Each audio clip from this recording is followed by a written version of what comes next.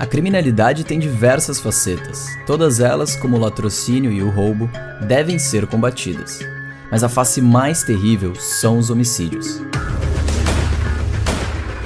O Brasil está em segundo lugar da América do Sul em taxa de homicídios após a Venezuela.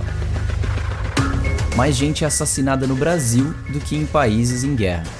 De acordo com o Anuário Brasileiro de Segurança Pública de 2021, foram 6.416 civis mortos por intervenções de policiais civis e militares da ativa, o equivalente a 10% do total dos homicídios no país. Em estados como no Amapá, Goiás e Rio de Janeiro, a ação policial chega a ser responsável por mais de 25% do total de mortes violentas. Números que colocam a polícia brasileira como uma das mais letais do mundo. Por outro lado, o número de policiais mortos no Brasil também é inaceitável, refletindo as condições precárias e inadequadas de trabalho. Quais são as causas da criminalidade? Certamente, ela se alimenta da desigualdade e de jovens que sentem que não têm futuro, assim como de condições urbanas deploráveis. São problemas que, se enfrentados, exigirão prazos e tempos maiores para serem resolvidos. Sabemos que muitos homicídios estão relacionados a conflitos entre organizações criminosas pelo controle do tráfico de drogas. Na região norte, o conflito se dá em torno do controle das rotas internacionais, enquanto em cidades como Rio de Janeiro, pelo controle do espaço urbano. Enquanto organizações criminosas seguem prosperando e disputando mais espaço, surge uma nova força no crime organizado: as milícias. Muitas delas, formadas por ex-PMs, se dedicam à extorsão da população local, controlam vários serviços e se expandem nas mais diversas atividades econômicas e políticas. As altas de violência no Brasil não podem ser dissociadas do tráfico de armas, que tem aumentado com a política recente de permissividade, quando não incentivadora da posse de armas de fogo. O que fazer? Como melhorar a ação da polícia e diminuir a letalidade? Como melhorar os sistemas de informação e inteligência? Como enfrentar o risco de politização das organizações de segurança pública? Para conversar sobre este tema, o Fura Bolha convidou 2 especialistas na área: o ex-ministro de Segurança Pública, Raul Jungmann, e o atual secretário de Segurança de Santa Catarina, Coronel Araújo Gomes.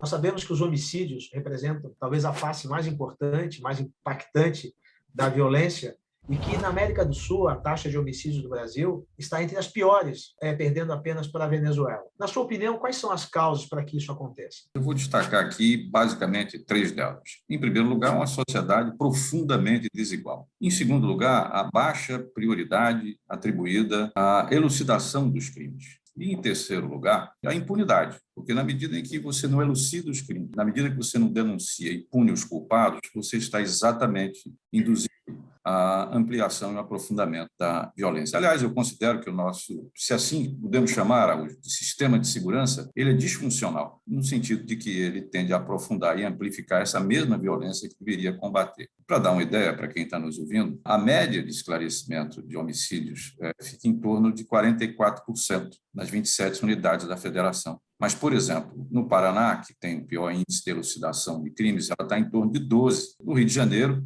ela fica em torno de apenas 14%. E, por fim, 10 das 27 unidades da federação, elas não têm, por exemplo, registros assim consolidados, o que quer dizer que a possibilidade da transparência e do controle social sobre essa política pública de segurança nesses estados vai muito mal. Esses seriam os principais fatores, no meu modo de entender, que levam a que nós sejamos, ou que tenhamos essa situação extremamente incômoda de ser o segundo país em termos de homicídios na América do Sul, perdendo apenas, como você disse, para a Venezuela. Eu acho que 2 pontuações são interessantes e que valem uma discussão. A primeira delas é diferenciar os homicídios que são decorrentes da criminalidade urbana, aquela que decorre dos encontros fortuitos, casuais, mas que tem por trás de si um comportamento intrinsecamente violento dos envolvidos e os meios necessários para perpetrar essa violência e torná-la um homicídio. Aí a gente tem a violência de gênero, a violência contra a mulher, mas também tem a violência interpessoal entre homens, que é extremamente relevante nessas estatísticas. E no outro aspecto, creio que nos últimos anos não há como dissociar o crescimento dos homicídios do empoderamento das organizações criminosas no país. em boa parte dos estados, a escalada de homicídios coincide com o aumento do tensionamento entre organizações criminosas, sejam facções, milícias ou comandos, disputando rotas, pontos de produção ou pontos de venda e exportação de drogas. E eu creio que essa é uma discussão bem importante, porque torna a discussão de homicídios no Brasil uma discussão de caráter regional e globalizada, porque nós sabemos que essas organizações têm um caráter internacional muito forte. Por que somos tão ineficientes, então? E eu creio que a discussão do modelo de segurança pública brasileiro, e em especial o tema do ciclo completo de polícia, a divisão entre as polícias das atribuições de investigar para uma e de prevenir e reprimir imediatamente a outra, um modelo que não encontra paralelo em praticamente nenhuma das nações desenvolvidas e que tem bons indicadores de segurança, é uma discussão central. A impossibilidade da Polícia Militar de uma maneira formal, legal e transparente, reunir evidências e provas, formar um caso e apresentá-lo à justiça a partir do que ela colhe em campo e da sua prática. É, de um lado, uma disfunção que acaba prejudicando a elucidação e, consequentemente, a identificação e punição dos culpados, e, por outro lado, a falta de conexão das polícias investigativas com a polícia civil, com o chão de fábrica do cotidiano das cidades e dos territórios brasileiros, faz com que a investigação acabe sendo uma investigação mais difícil, porque a legitimidade é difícil de ser construída, a inserção social que traz as informações acaba sendo prejudicada, e aí nós temos duas discussões. Como combater em nível local um fenômeno regional como as organizações criminosas que lidam com o tráfico de armas e drogas, e, por outro lado, como refletir sobre o modelo que nós temos de ciclos incompletos de polícia e polícias de meia roda, como a gente fala nos círculos policiais. Por que, no seu ponto de vista, as estatísticas variam tanto, são tão desiguais entre regiões e estados no país? Os estados apresentam diferentes contextos socioeconômicos, ambientais, diferentes contingenciamentos políticos e econômicos que determinam diferentes dinâmicas. É muito difícil, sem fazer juízo de valor de melhor ou pior, comparar uma pequena cidade do Piauí com uma pequena cidade de São Paulo ou de Santa Catarina. Por tudo, desde clima até condições socioeconômicas, condições de oferta de educação, de saúde, de políticas básicas. O segundo aspecto que eu destaco é o aspecto da ausência de um padrão mínimo de desempenho a respeito dos sistemas de justiça criminal como um todo e dos sistemas policiais em especial.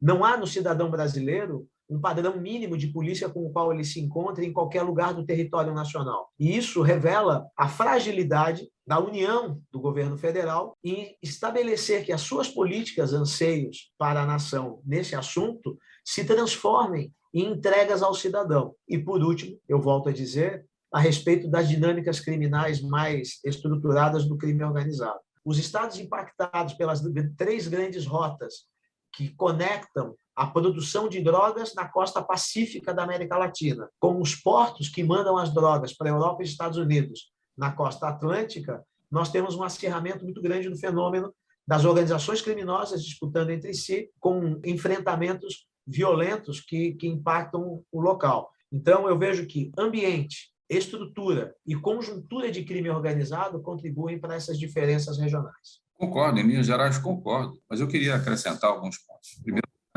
eu acho que as dimensões continentais do país, e isso implica em muitas diferenças em termos de dinâmicas criminais, como você colocou, em termos de fluxo de drogas, fluxo de arma, proximidade de fronteiras, zonas, por assim dizer, de exportação de drogas e também de interiorização de armas. Isso tudo conta, e isso varia de estado para estado. Em segundo lugar, é algo que eu considero extremamente importante, Araújo, que é o seguinte: da existência de facções criminosas de base prisional. Esclareço.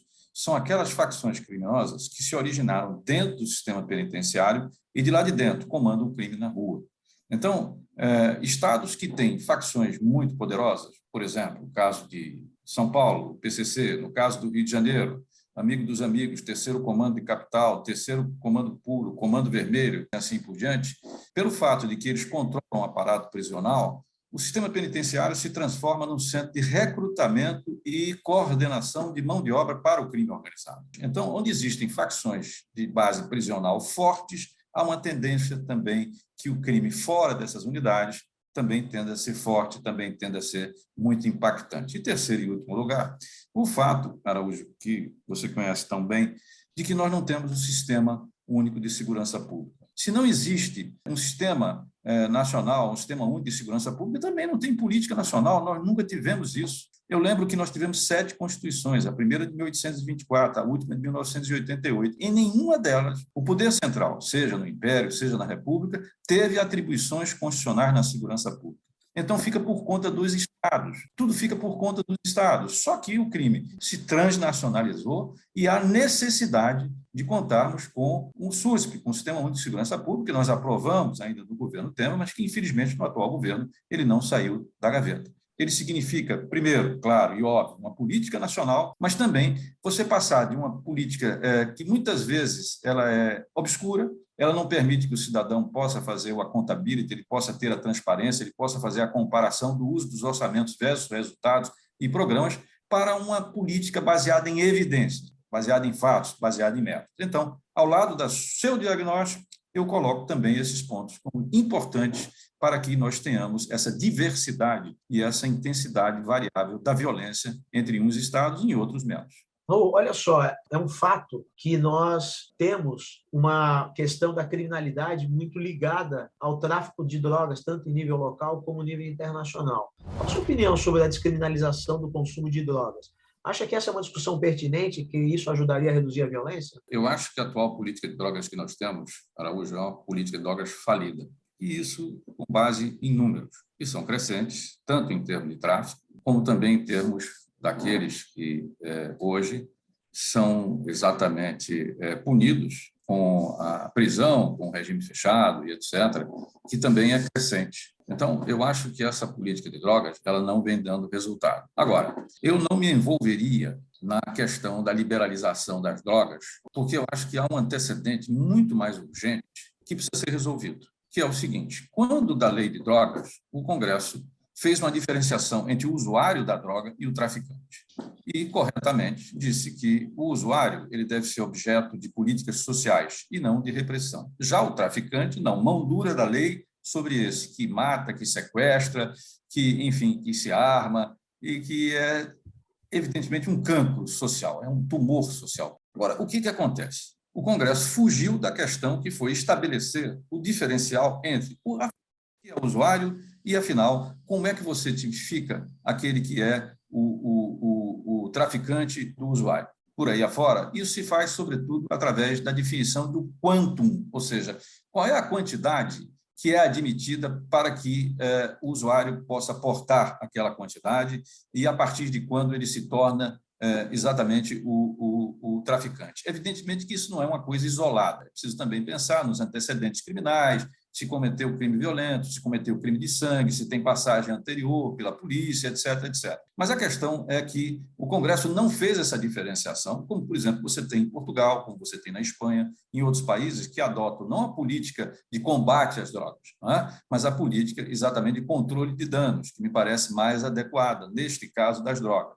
Enquanto isso ocorre, o que é que nós estamos vendo? Nós estamos vendo que milhares e milhares de jovens são jogados do sistema prisional. Esse jovem, para sobreviver dentro do sistema prisional, que é dominado, como eu disse aqui, por 70 facções, ele vai ter que se filiar a uma dessas facções para poder sobreviver. Só que a partir do momento que ele entra numa facção dessa, PCC, Comando Vermelho, etc., ele não vai sair. E quando ele deixar a prisão, ele vai ter que continuar obedecendo às ordens exatamente dessa facção criminosa de base, prisional.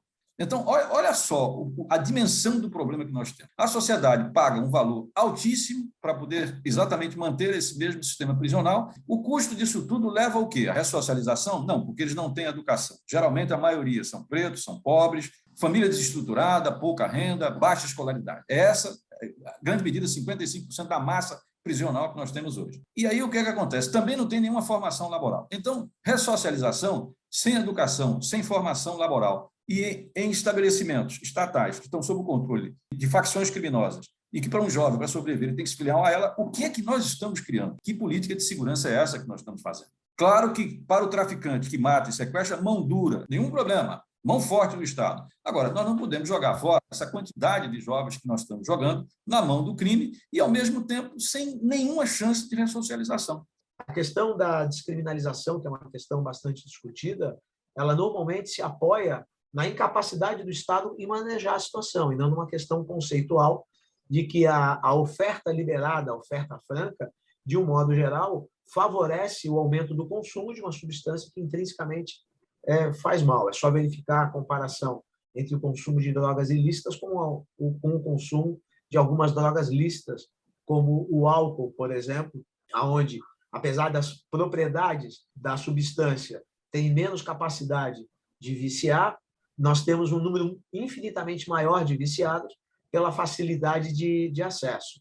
Além disso, eu acho que vale a pena destacar de que não há nenhuma garantia de que a legalização represente a ausência de mercado ilegal. Um exemplo que nós temos, embora não produza os mesmos fenômenos de violência, diz a respeito do tabaco, do cigarro comum. Em alguns estados, como o meu, se estima que mais da metade do cigarro consumido ele é contrabandeado por organizações criminosas que utilizam, inclusive, o dinheiro arrecadado por essa prática altamente rentativa para financiar outras modalidades de crime de natureza violenta. E, por último, de que a despenalização do usuário, embora ela traga alguns benefícios, ao deixá-lo afastado do sistema prisional, a princípio ninguém é preso por usar drogas, é preso quando alguém, usuário ou não, tem a sua conduta associada ao tráfico.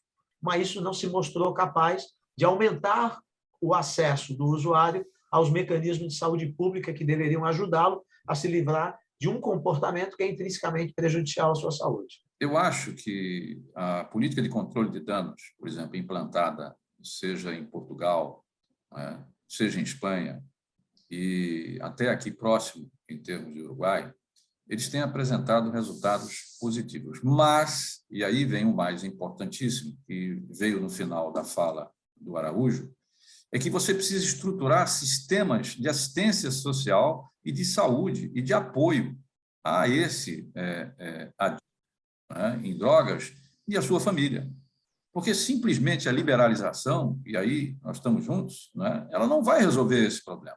Se hoje nós fizéssemos uma liberalização de drogas, seria um desastre, porque os nossos sistemas de saúde, de assistência social e de apoio à juventude e famílias, eles não têm a menor condição de fazer isso. Então, é preciso que seja uma política gradual, mas é evidente que nós temos que fazer mudança nessas políticas, porque o que nós estamos fazendo simplesmente é o quê? Reforçar as hordas, reforçar os exércitos do crime organizado, através do sistema prisional e de uma política de drogas que simplesmente não vem apresentando resultados. Pelo menos a gente tem que ter a disposição de discutir, de rever e de aperfeiçoar. Raul, um tema recorrente quando se fala da questão de segurança pública diz respeito à letalidade policial.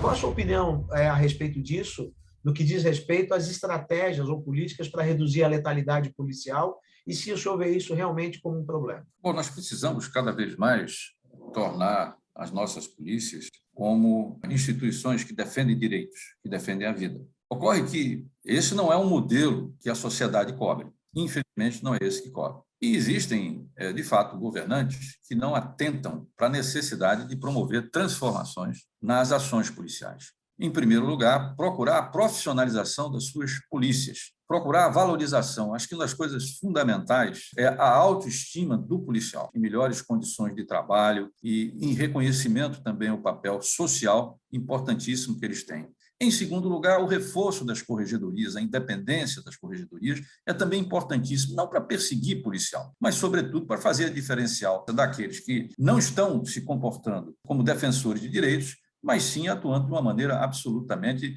desconforme com aquilo que é esperado exatamente de um bom policial.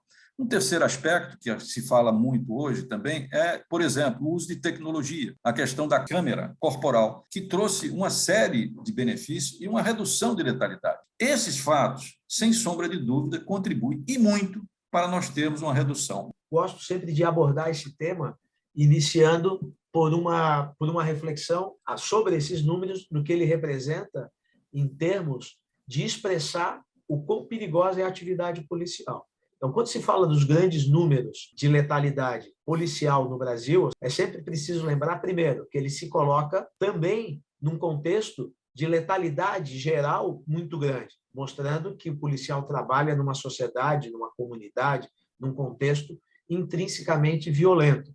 e que ele acaba fazendo parte desse processo de violência, no que não é uma escolha racional, mas sim uma contingência, na maioria das vezes, diante de fatos, de fatores, de variáveis que ele não necessariamente controla naquele momento.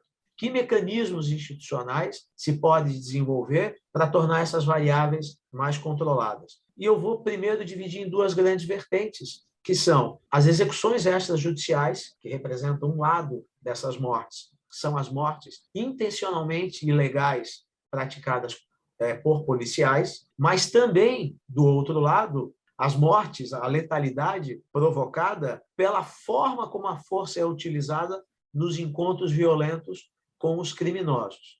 Se, por um lado, não há dúvida de ninguém de que as execuções extrajudiciais têm que ter mecanismos de corregedoria e legislação que permitam o controle cada vez maior, também parece que deveria ter o mesmo peso na discussão a necessidade de uma legislação que amparasse melhor, que cobrisse melhor a segurança jurídica do policial quando ele arrisca a sua vida no trabalho enfrentando criminosos armados e perigosos.